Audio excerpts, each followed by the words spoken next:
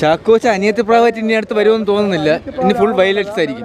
ആറാടിന്നല്ല, തിമിർത്തു തകർത്തു കിടുക്കി കാണുമ്പോൾ അക്സെപ്റ്റ് ചെയ്യാൻ പറ്റും. കാരണം ഒരച്ഛൻ്റെ സ്ഥാനത്ത് നിന്ന് ചിന്തിച്ച് നോക്കിയാൽ ചാക്കോച്ചിയെ സംബന്ധിച്ച് നമുക്കയാൾ സഹിക്കാൻ പറ്റില്ലല്ലോ. ആ മനുഷ്യൻ അങ്ങനെ ചെയ്തില്ലെങ്കിലല്ലേ അത് സിനിമയെ കാണാനല്ലോ, ഒരു ലൈഫായി കാണാനാണ് എനിക്ക് ഇഷ്ടപ്പെട്ടത്. ഇന്റർവെല്ലായപ്പോൾ പെട്ടെന്ന് ഇന്റർവെൽ മാറിയാക്കുള്ള ആ രീതിയിലായിരുന്നു. പെൺകുട്ടികളുള്ള പെൺമക്കളുള്ള അച്ഛന്മാർക്ക് നമ്മളൊക്കെ ഇരുന്ന് കണ്ടാലേ വല്ലാത്ത ഫീലിംഗ് ഉണ്ടാകും. ഇപ്പോൾ ഇറങ്ങിയ സിനിമകളിൽ നല്ല സിനിമകളിലൊന്നാണ് തീർച്ചയായിട്ടും ഈ. അങ്ങനെയൊന്നുമില്ല, അങ്ങനെ തോന്നണമെന്നില്ല, അത് കണ്ടു നോക്കിയാലേ പറയാൻ പറ്റുമോ.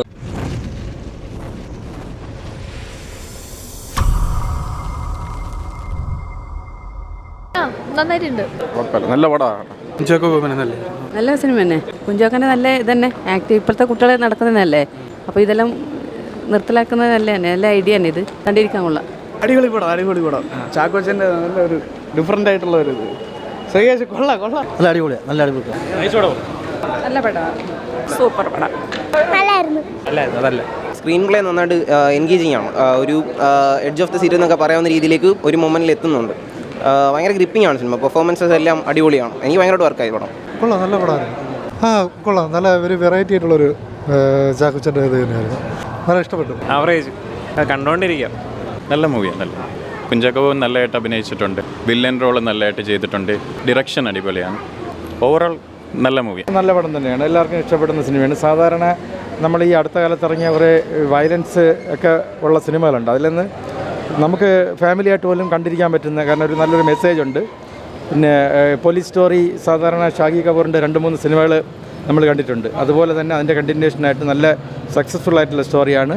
പിന്നെ കുഞ്ചാക്കോ ബോബൻ്റെ നല്ല അടിപൊളി പെർഫോമൻസാണ്. അതോടൊപ്പം തന്നെ വില്ലനായിട്ട് വന്ന ആൾക്കാർ, അല്ലെ വില്ലൻ, ടോപ്പ് വില്ലനായിട്ട് വന്ന ആ പയ്യൻ ഒരുപാട് സിനിമകളിൽ പേരറിയില്ല, നന്നായിട്ട് പെർഫോം ചെയ്തിട്ടുണ്ട്. എന്തുകൊണ്ട് നോക്കിയാലും നല്ല ഒന്നാം തരം സിനിമ തന്നെയാണ്. ഈ ഇപ്പോൾ ഇറങ്ങിയ സിനിമകളിൽ നല്ല സിനിമകളിലൊന്നാണ് തീർച്ചയായിട്ടും ഈ ഓഫീസർ എന്ന സിനിമ. പടം എടുത്തിട്ട് മേക്കിങ് വേറെ ലെവലാണ് കേട്ടോ. മലയാളത്തിൽ നല്ലൊരു അറ്റംപ്റ്റ് നടത്തിയിട്ടുണ്ട്, നല്ല കിടിലായിട്ട് ചെയ്തിട്ടുണ്ട്.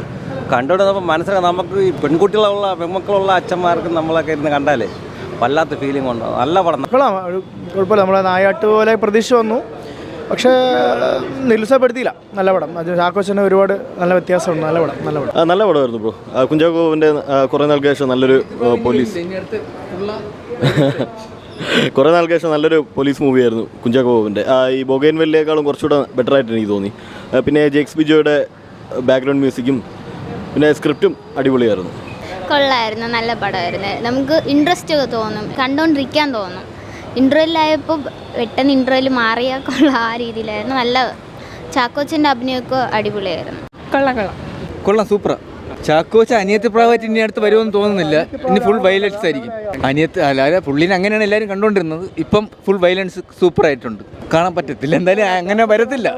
ഇനി വേറെയാണ്. സൂപ്പറായിരുന്നു. ഫൈറ്റൊക്കെ അടിപൊളി. നല്ല പടം, നല്ല പടം. അടിപൊളിയായിരുന്നു. വില്ലന്മാർ അടിപൊളിയായിരുന്നു. സെറ്റ് പടമായിരുന്നു. അച്ഛൻ്റെ രോദനമായിരുന്നു. അച്ഛൻ്റെ രോദനം തന്നെ. ഒരു പോലീസ് ഓഫീസർക്ക് പൊതുവെ ഒരു അച്ഛൻ്റെ ഇത് കാണിക്കുന്ന ഒരു കഥാപാത്രം കണ്ടിരിക്കാനുള്ളതുണ്ട്. അങ്ങനെയൊന്നുമില്ല, അങ്ങനെ തോന്നണമെന്നില്ല, അത് കണ്ടു നോക്കിയാലേ പറയാൻ പറ്റുള്ളൂ. പടത്തിൽ എന്തായാലും ഈ റീസെൻ്റ്ലി നടക്കുന്ന കാര്യങ്ങളല്ലേ പടത്തിൽ കാണിച്ചിരിക്കുന്നത്. വണ്ടർഫുൾ ആയിട്ട് കാണിച്ചിട്ടുണ്ട്. പൊളിച്ചടുക്കി ഞെട്ടിച്ചു. ശരിക്കും ഭയങ്കര ത്രില്ലിംഗ് ആയിരുന്നു. ആ ഇൻട്രോ തന്നെ ഒരു ഇത്ര റൂഡായിട്ടുള്ള ഒരാളാണോ, ഇത്രയും ഭയങ്കര ഒരു ഫീഡ്ബാക്ക് ചാക്കോച്ചിയെ കുറിച്ച് പറയാനില്ല.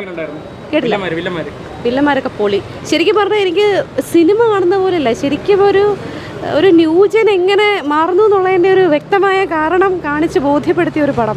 ആറാടിന്നല്ല, തിമിർത്തു തകർത്തു കിടുക്കി. കുറ്റം പറയുന്നത് എന്താണെന്ന് വെച്ചാൽ ആർക്കും ചിലപ്പോൾ ഈ ഒരു വൈബ് അക്സെപ്റ്റ് ചെയ്യാൻ പറ്റാത്തവരായിരിക്കും. കാരണം എല്ലാം പെൺമക്കളുള്ള അച്ഛനമ്മമാർ കാണുമ്പോൾ അക്സെപ്റ്റ് ചെയ്യാൻ പറ്റും. കാരണം ഒരച്ഛൻ്റെ സ്ഥാനത്ത് നിന്ന് ചിന്തിച്ച് നോക്കിയാൽ ചാക്കോച്ചിയെ സംബന്ധിച്ച് നമുക്കയാൾ സഹിക്കാൻ പറ്റില്ലല്ലോ.